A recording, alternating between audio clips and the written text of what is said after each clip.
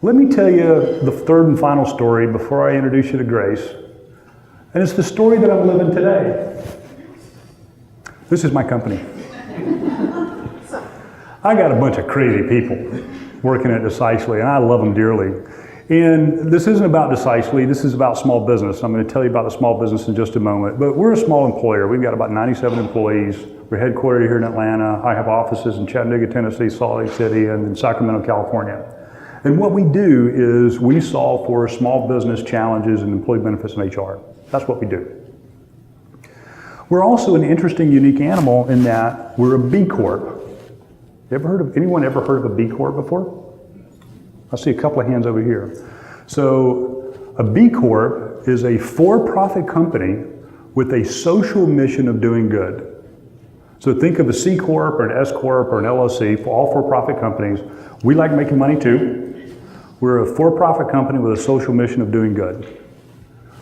Well, our mission field is small business. And if you'll pardon that turn of phrase in terms of mission field, it's something that we feel really strongly about. And let me tell you why.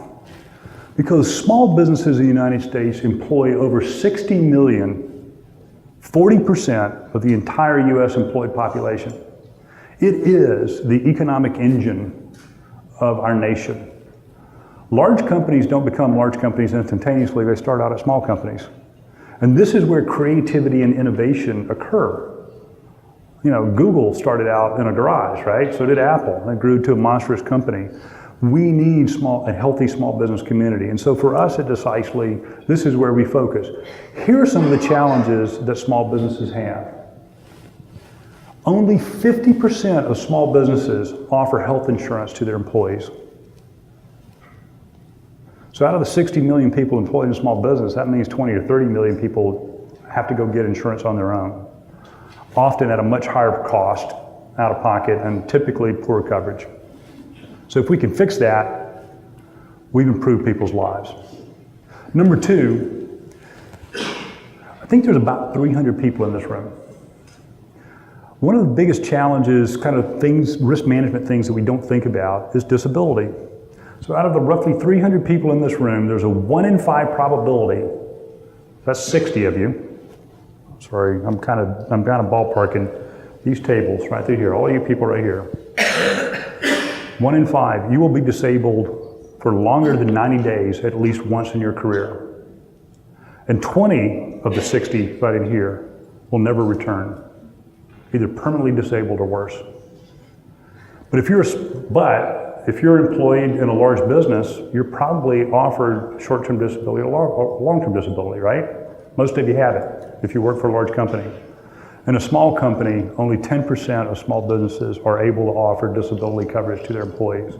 The only safety net these people have is either workers' compensation if it happens on the job, or if they happen to have some retirement savings. Speaking of retirement, small businesses, 98% of large businesses offer a 401k plan with a match. Only 20% of small businesses can afford to offer any retirement solution to their employees. And if you don't save at work, folks, you're probably not saving as much as you should. We have a retirement crisis in the United States. So when you combine all that together, there's this immense portion of the economy called small business that it has fundamental challenges. And so what we've dedicated ourselves to is trying to address that as an industry.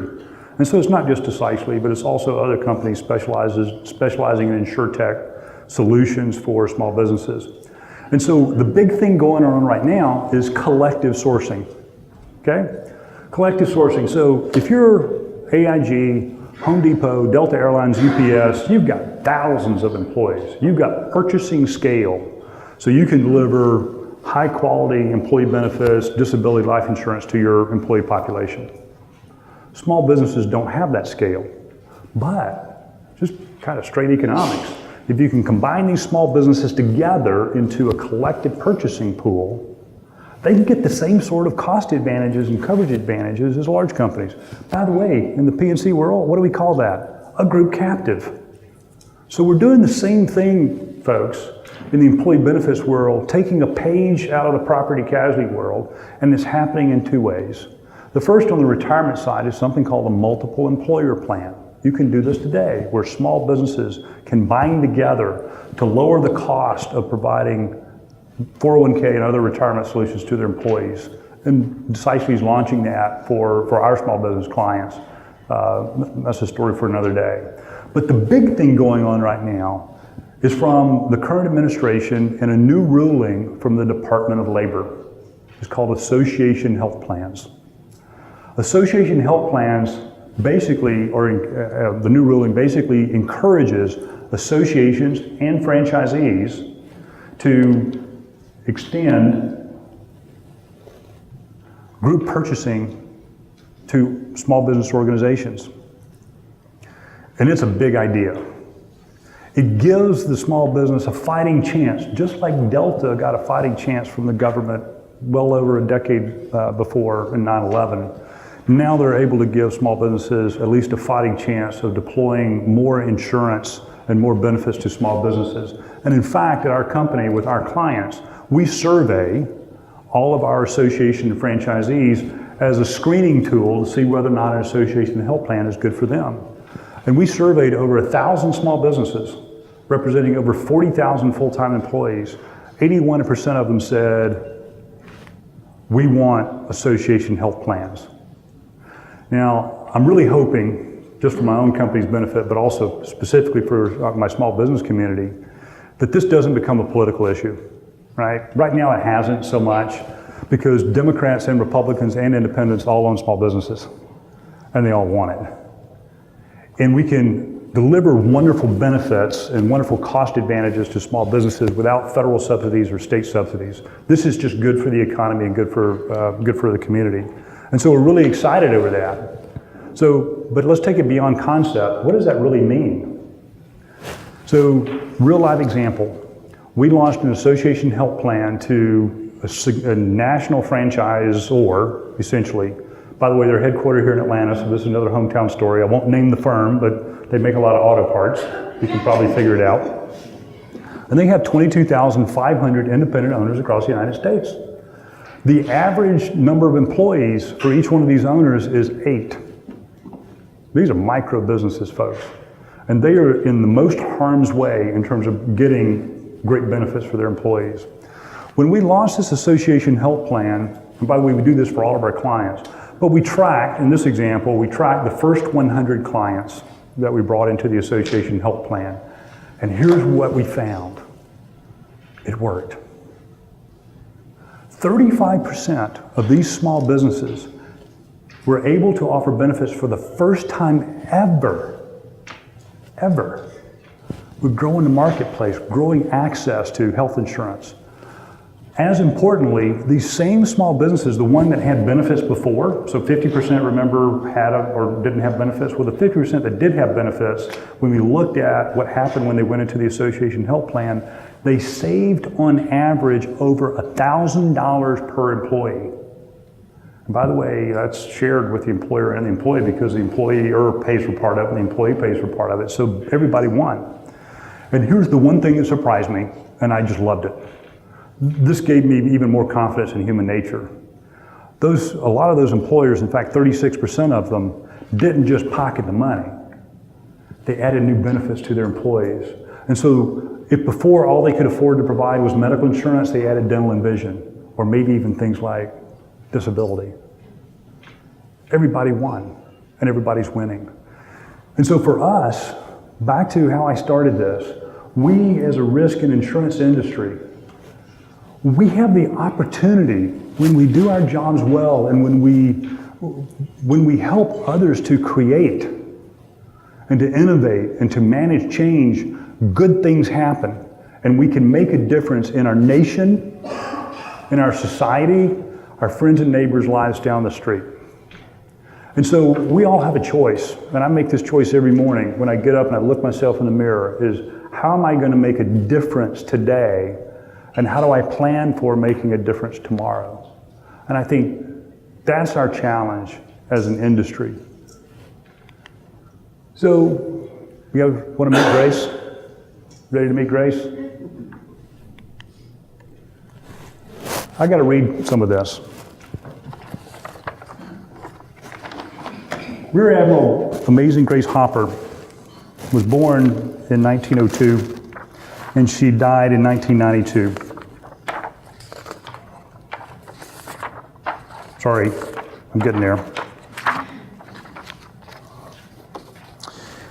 After graduating with a degree in mathematics from Vassar in the early 1900s, no small feat for a woman back then, she went on to get a PhD in mathematics from male-dominated Yale University in 1934, in the heights of the Great Depression.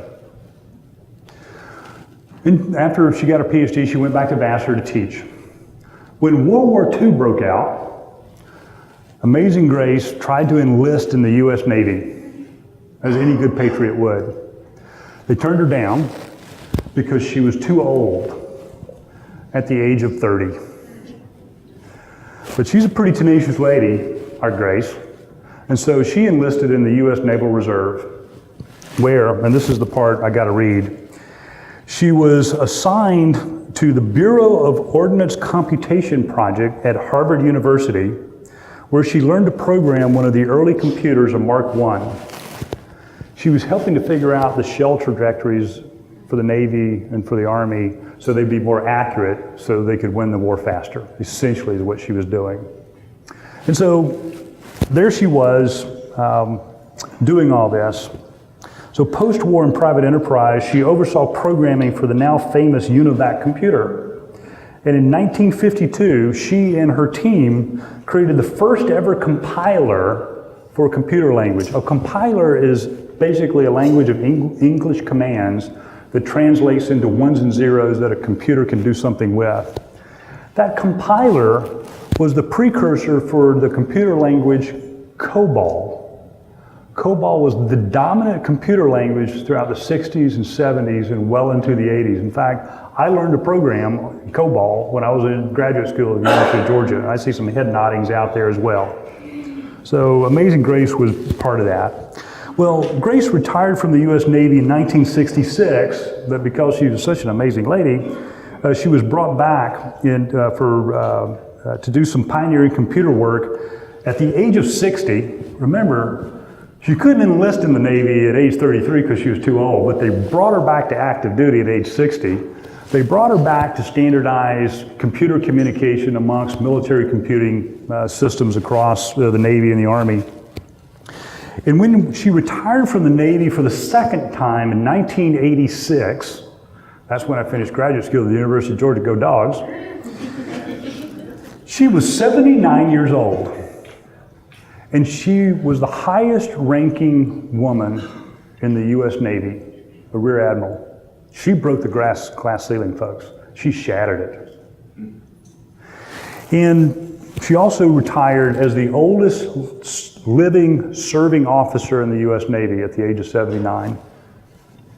After she passed away in 2016, President Barack Obama awarded her with the Presidential Medal of Freedom. This lady is amazing, just based upon her own biography. But this is how she changed my life.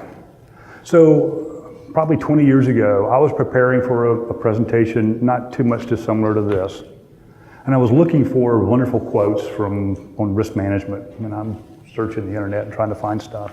And I ran across something that Grace said, and it changed my life. And it focused my career in everything that I've done since then, in the risk and insurance, as an ERM consultant, and now as an insurtech entrepreneur. And Grace Hopper changed my life. And this is how I have focused my efforts ever since.